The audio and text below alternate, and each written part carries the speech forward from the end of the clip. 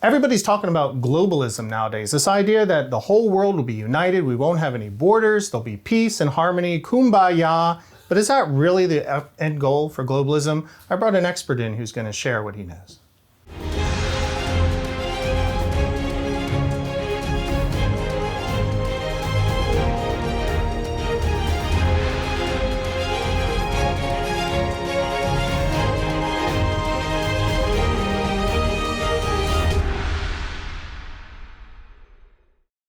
Folks, it's my great pleasure to have Don McGee, my fellow evangelist, a longtime mentor and friend. He's been a minister, a pastor, and an evangelist for many years, good teacher of Bible prophecy.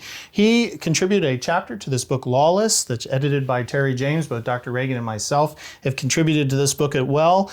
You talk about Satan's extermination stormtroopers, a very clever title for your book, and the whole chapter revolves around globalism.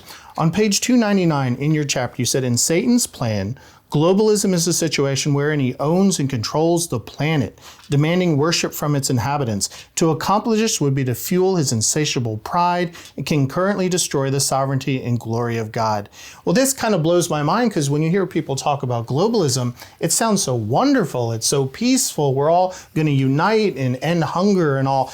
But you're saying that there's actually a satanic agenda behind it. Yes, it's been like that since the beginning. Satan was a globalist when he rebelled against God. He wanted to control things. He's alive and well on planet Earth, as we remember from the book. And his sole objective is to unite the world in rebellion against God. He's going to think he's pretty close, but it'll never happen. It's kind of like that song Imagine, where you kind of imagine a world without, one of the Beatles performed that, where a world where there's peace and harmony, but there's no God in it, it seems. That's impossible to have. Okay. People have a misconception about things. A group of people living together will have problems. Yeah. They're going to fight and they're going to steal. They will murder. Yeah. They will lie. This idea of having a global, harmonious society, community, is a pipe dream. But we are susceptible to it as human beings because of our fallen nature. And Satan knows that. And what does he dangle in front of everyone? Globalism.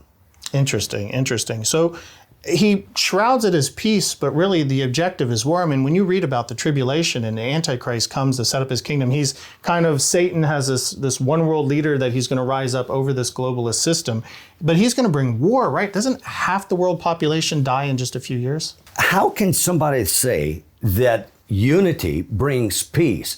By the breaking of the fourth seal in Revelation 6, 25% of the population that's left after the rapture will die in 4 terrible, horrible ways. Read it, Yeah, the Antichrist comes as a peacemaker, but he brings war upon the earth. So globalism is just the end game is to what? What is the purpose of globalism? What does Satan want out of this? Satan wants control. He wants the human race. He wants somebody to worship him. That's what got him in trouble at the beginning. That's true. And he wants it here and now. And he's going to do everything he can in the process. Well, Satan's going to look at you and me, and if you're a Christian, he's going to say, you're the enemy, you're the target. In what ways does Satan try to remove Christians and target Christians? One of the ways is to call peace justice. People say that in order to have peace, you must have justice. That's so juvenile. Peace has nothing to do with justice. Peace is not based upon circumstances. Peace is based upon a relationship with God. And many Christians are dying today. They're in violent environments. There's no peace out there like most people think of peace. Right. It's interesting how you wrote about the Georgia Guidestones, and the Georgia Guidestone lists what Satan's agenda is, the humanist agenda. When you want to maintain humanity under 500 million, well, what are you doing with the other 7.5 billion people on the planet? We see what he does. The Antichrist murders half the planet at some point. Guide reproduction, unite humanity with a new language, new rules, new religion, new passions, avoid petty laws. Again, it prize truth, beauty, and love, but they all are pie in the sky. Will we ever get that as a society? No. Now we're going to have, as a society, when the church is removed, there's going to be a guy that's going to unite people, but it's going to be a superficial unity. It's not going to be anything of substance. It will not have peace. Everything that's mentioned that you just read goes in direct violation of God's plan for the human race and for the earth. God was not. Why do you think He scattered people at Babel?